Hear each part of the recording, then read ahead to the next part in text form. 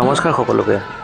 আপোনালোকে নিশ্চয় বাতৰি কাকতত বা নিউজৰ এটা বস্তু খুব শুনি আছে, জামুগুৰিত ৰিচেণ্টলি হৈ যোৱা শংকৰ সংঘৰ অধিৱেশন। তো ময়ো তাত গৈছিলোঁ, কিন্তু ভিডিঅ'টো দিওঁতে অলপ সময় বিলম্ব হ'ল।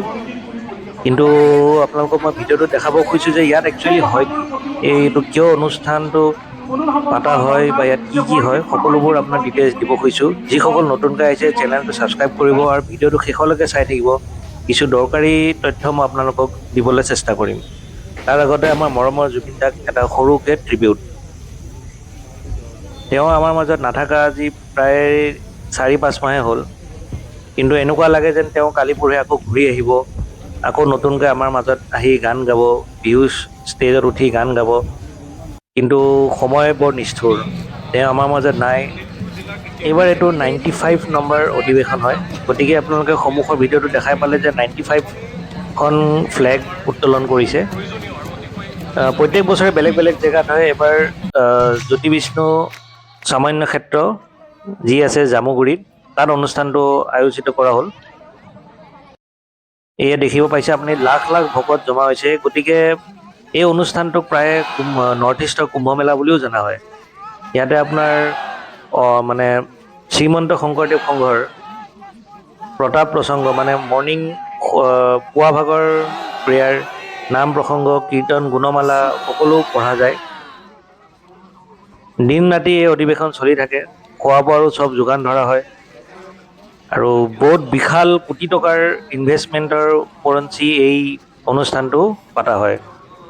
এইবাৰ অনুষ্ঠানটো ৰাস্তাৰ দুই ভাগে পতা হৈছে। ৰাস্তাৰ সিপাৰে আপোনাৰ যোনটো সন্মিলন চলি আছে, শংকৰ সংঘ, যি সকলো ডিষ্ট্ৰিক্টে সকলো চুকে কোণে নিজৰ নিজৰ সংগঠন, নিজৰ শংকৰ সংঘবিলাক আছে, কৃষ্ণ কৃষ্ণ কৃষ্ণ তেওঁলোক সকলো ইয়াতে আহি পেলাই একত্ৰিত হয়, একগোট হয়। কৃষ্ণ কৃষ্ণ মিটিংবিলাক হয়, সন্মিলনবিলাক হয়, ইটো ইটোৰ লগত নিজৰ কালচাৰবিলাক এক্সচেঞ্জ কৰে, নিজৰ বাৰ্তালাপ এক্সচেঞ্জ কৰে। এইখিনিতে মই ক'ব বিচাৰোঁ, ইয়াতে এটা 150 ফুট ডাঙৰ এটা টেম্পৰেৰী নামঘৰ বাঁহ গছ আৰু খেৰৰে বনাইছে, য'ত এই কীৰ্তন ঘোষা বা এইবিলাক পঢ়া হৈছে। এই দেখিছে নহয় কেনেদৰে লাখ লাখ ভকত ইয়াতে একত্ৰিত হৈছে। আৰু যিসকল লোক ইয়াতে আহিছে, প্ৰায়ে আপোনালোকৰ ট্ৰেডিশ্যনেল ড্ৰেছতে আহিছে। মাইকী মানুহ বা ছোৱালীবোৰে ট্ৰেডিশ্যনেল চাদৰ মেখেলা পিন্ধি আহিছে, আৰু ল'ৰাবোৰে কুৰ্তা পায়জামা বা কুৰ্তা ধুতি পিন্ধি আহিছে, চুৰিয়া পিন্ধি আহিছে। খুব এটা ভাল লগা পৰিৱেশ হয়। সকলোৱে আচলতে জানিব বিচাৰে যে ইয়াতে হয় কি। শংকৰদেৱ সংঘৰ যি তেওঁ 15 চেঞ্চুৰীৰ যি সন্যাস, তেওঁৰ কীৰ্তন ঘোষা, নাম ঘোষা সকলোবোৰ ইয়াতে পঢ়া হয়। এনেকৈ সকলোবোৰ লগ হৈ পেলাই ধুনীয়াকৈ আয়োজন কৰা হয়। ইয়াতে কিন্তু ধুনীয়াকৈ এটা কথা ভাল লাগিলে, যদিও এই অনুষ্ঠানটো ধাৰ্মিক হয়, কিন্তু তাৰ ওপৰঞ্চি কিন্তু আমাৰ জুবিন দাক খুব ধুনীয়াকৈ এটা ট্ৰিবিউট দিয়া হৈছে। খুব ভাল লাগিলে তেওঁক এনেদৰে এখন ডাঙৰ সন্মিলনত তেওঁক এনেকুৱা এটা ট্ৰিবিউট যে দিছে, খুব ভাল লাগিলে। গতিকে ভিডিঅ'টো শেষলৈকে চাই থাকিব।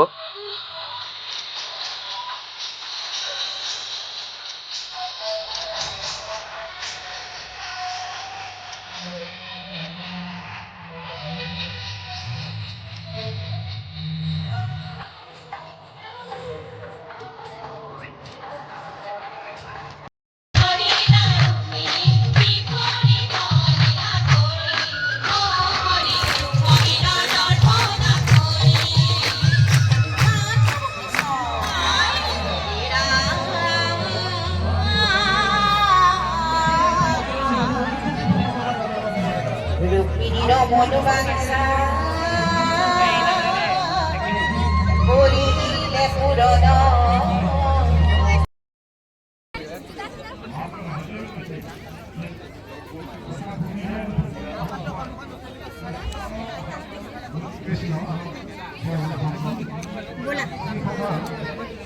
এনেদৰে মানে খোজে খোজে ভলিণ্টিয়াৰ চব ৰখা হৈছে, যাতে যিসকল বাহিৰৰ পৰা লোক আহিছে তেওঁলোকক সুন্দৰভাৱে পথ দেখাই দিব পাৰে, কোন দিশে যাব লাগে, কেনেকৈ কি কৰিব লাগে, সকলো গাইডেঞ্চ ইয়াতে পোৱা যায়। কাৰণ যিহেতু ইয়াতে লাখৰ ঘৰত মানুহ জমা হৈছে, মানুহ হেৰাই যোৱাৰো ভয় থাকে। গতিকে এনে ভলিণ্টিয়াৰ সজাগ কৰি ৰখাটো বহুত দৰকাৰী এনে এটা স্থানত। জয়গুৰু শংকৰে দেখাই পাইছে। এইটো বাঁহ আৰু খেৰৰে বনোৱা খুব ধুনীয়া এটা নামঘৰ, টেম্পৰেৰী হিচাপে বনাইছে। গতিকে ভিডিঅ'টো শেষলৈকে চাই থাকে। দিন নাই ৰাতি নাই, সকলো সময়তে এই সমাগম চলি থাকে। এইটো ৰাতিৰ দৃশ্য মই আপোনালোকে দেখা পাইছোঁ। দেখিছেনে কিমান লাখৰ ঘৰত হাজাৰ মানুহ জমা হৈছে এই সন্মিলন চাবলৈ। গতিকে ভিডিঅ'টো শেষলৈকে চাই থাকিব, আৰু কিছু দৃশ্য আপোনালোকক মই দেখাবলৈ চেষ্টা কৰিম।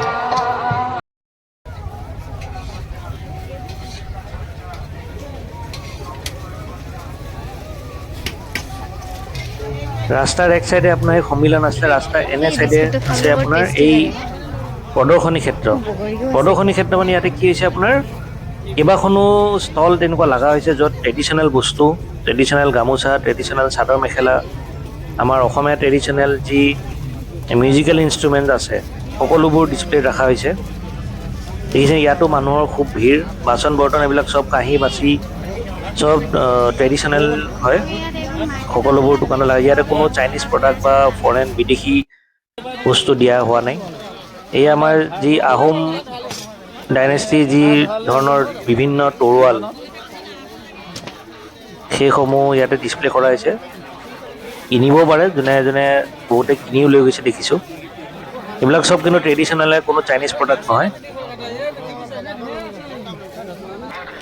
হেংদাং সকলো ইয়াতে আছিলে।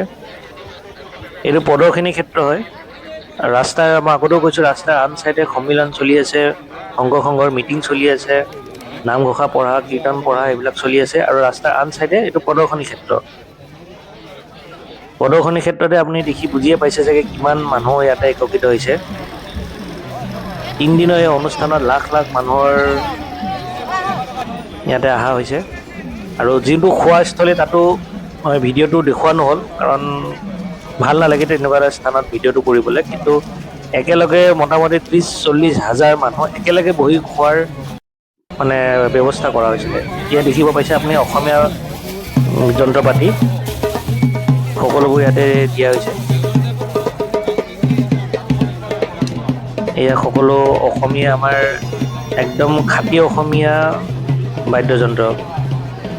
গতিকে ভিডিঅ'টো শেষলৈকে চাই থাকিব। সকলোৰে মনত এটা প্ৰশ্ন উঠে যে ইয়াতে হয় কি, কেনেধৰণৰ কি হয়, এই অনুষ্ঠানটো কেনেদৰে হোৱা হয়। গতিকে এটা সৰুকৈ ভিডিঅ' মই আপোনালোকক দিবলৈ চেষ্টা কৰিলোঁ। অহাবাৰ এই সন্মিলন কিন্তু 96 নম্বৰ যোনটো অধিৱেশন, সেইটো লখিমপুৰত অনুষ্ঠিত হ'ব অহা বছৰ জানুৱাৰী বা ফেব্ৰুৱাৰী মাহত।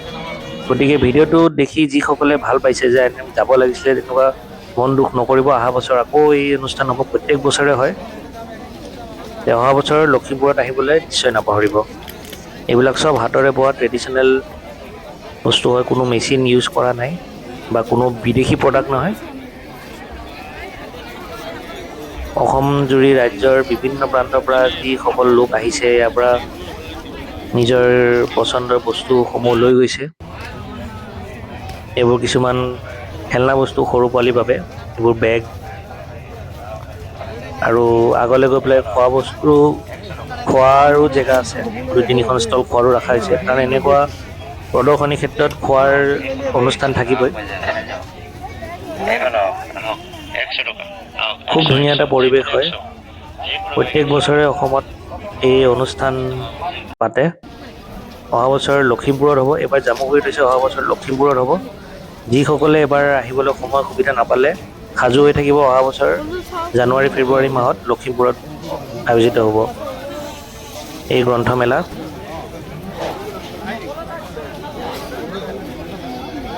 ভিডিঅ'টো আচলতে ধাৰ্মিক হয়, মানে যিসকল শংকৰ সংঘ বিভিন্ন ডিষ্ট্ৰিক্টত আছে সকলো আহি বছৰত এবাৰ এনেকৈ লগ হয়, লাখ লাখ ভকত লগ হয়। সেইটো কাৰণে ইয়াক কুম্ভ মেলা, নৰ্থ ইষ্টৰ কুম্ভ মেলা বুলিও কোৱা হয়। সৰুকৈ এটা ভিডিঅ' দিবলৈ আপোনালোকৰ চেষ্টা কৰিলোঁ। কেনে পালে ভিডিঅ'টো কমেণ্টত জনাব। আৰু এনে সৰু সৰু ভিডিঅ' মই আপোনালোকক নিশ্চয় আগবঢ়াবলৈ চেষ্টা কৰি থাকিম। চেনেলটো ছাবস্ক্ৰাইব কৰি ল'ব আৰু কমেণ্টত নিশ্চয় জনাব ভিডিঅ'টো কেনে পালে। আকৌ এনে সৰু সৰু ভিডিঅ'বিলাকত লগ পাম। আৰু এইখিনিতে ক'ব বিচাৰোঁ, আশা কৰোঁ আমাৰ মৰমৰ জুবিন দাই ন্যায় অতি সোনকালে পাব। তেওঁৰ গানসমূহ শুনি থাকিব, যাতে আমাৰ উঠি অহা নৱপ্ৰজন্মই তেওঁক পাহৰি নাযায়। বাকী সকলো সুস্থ থাকিব, সুখী থাকিব।